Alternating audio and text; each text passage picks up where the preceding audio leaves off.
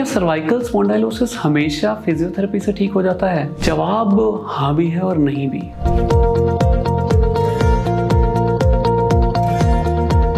Physiotherapy से जो initial mild cases हैं वो लगभग पूर्णतः ठीक हो जाते हैं।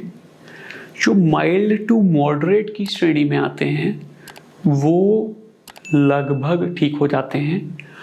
जो मॉडरेट टू सीवियर हैं उनमें बहुत ज़्यादा फायदा होता है और जो सीवियर केसेस हैं उनमें फिजियोथेरेपी बेकार है, टाइम वेस्ट है, पैसे खर्चे, उसका कोई फायदा नहीं। अब आप कहोगे इनको पहचाने कैसे?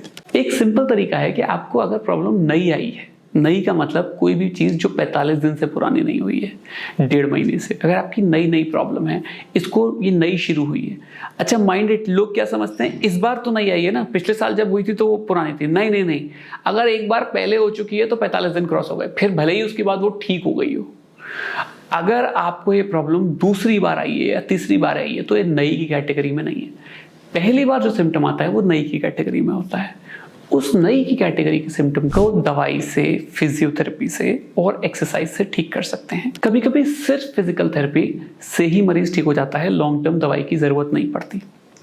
बट यदि आपको ये दिक्कत बार बार आ रही है, यदि आपको ऐसा लगता है कि आपका जो पेन है जो आपके हाथ में आ रहा है या आपके पैरों में आ रहा है वो बढ़ रहा है, यदि आपको ऐसा लग रहा है कि आपका बैलेंस बिगड़ रहा है, यदि आपको ऐसा लग रहा है कि हाथों से सामान छूट रहा है, या आपको इवन ऐसा लग रहा है कि आपके साइन अब मैच नहीं हो रहे, या आपको ऐसा लग रहा है कि हाथों या पैरों में किसी भी तरह की कोई कमजोरी है, यूरिन रोकने में कोई समस्या है, लैट्रिन बाथरूम में कॉन्स्टिपेशन है, इस तरह की दिक्कतें यदि हो रही हैं तो हो सकता है सर्जरी की ज़रूरत आ गई हो।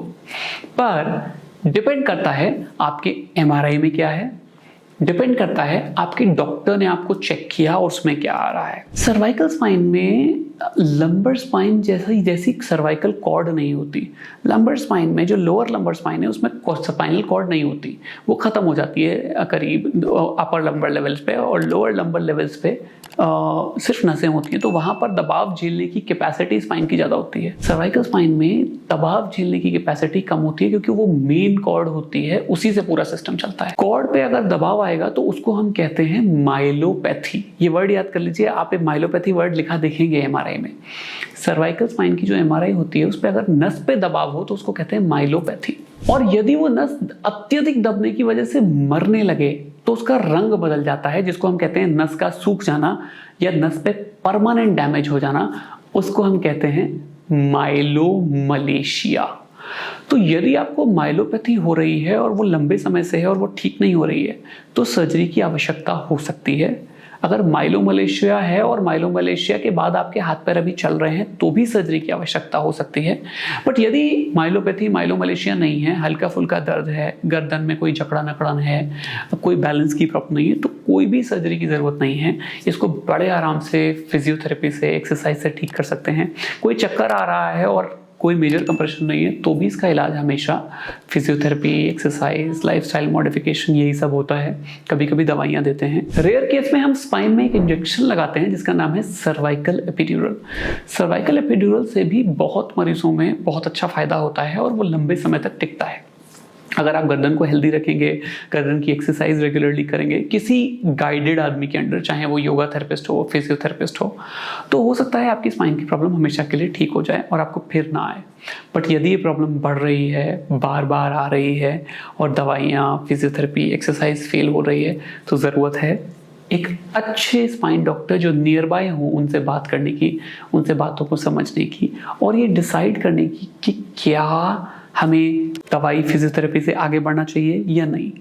ये बहुत ज़रूरी बात है क्योंकि अगर माइलोपैथी हो गई तो हमें बचाना है माइलोमलेशिया ना हो, और अगर माइलोमलेशिया जो कि नस का कलर चेंज है वो भी हो गया तो हमें बचाना है कि नर्व कंप्लीट डैमेज ना हो जाए, क्योंकि डैमेज शुरू हो गया है। हमें सर्जरी ज़रूर करनी है अगर हमारे वीकनेस आ रही है, क्योंकि अगर हमने ज़्यादा लेट किया तो हो सकता है पेशेंट को परमानेंट सिम्टम्स आ जाएं, और कोई नहीं चाहेगा कि उनका पेशेंट परमानेंटली पैरालाइज हो या इस तरह की दिक्कतें हों। तो ज़रूरी है कि सही टाइम पे एक्शन लें। आपके हाथ में पावर है, डरना नहीं है। आजकल की स्पाइन सर्जरीज बहुत सेफ हैं और सबसे अच्छे डॉक्टर वो हैं आपके पास जो आपके नियर बाय हैं, जो आपके पास हैं और जिन पे आपको ट्रस्ट है और जो रेगुलरली स्पाइन सर्जरीज कर रहे हैं। ऐसा बिल्कुल ज़रूरी नहीं है कि आपको सर्जरी के लिए बम्बई जाना है या दिल्ली जाना है या कहीं जाना है। जो आपके नियरेस्ट डॉक्टर हैं, जिन पे आपको विश्वास है और जिनका आपको ये पता है कि वो रेगुलरली स्पाइन सर्जरीज कर रहे हैं, उनसे स्पाइन सर्जरी कराई जा सकती है और बहुत अच्छा रिजल्ट पाया जा सकता है। मैं आशा करता हूँ इस वीडियो से आपको कुछ अच्छी जानकारी मिली होगी और मैं आशा करता हूँ कि आप जल्दी ही स्वस्थ होंगे हमेशा के लिए।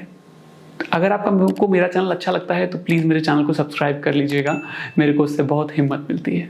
Thank you.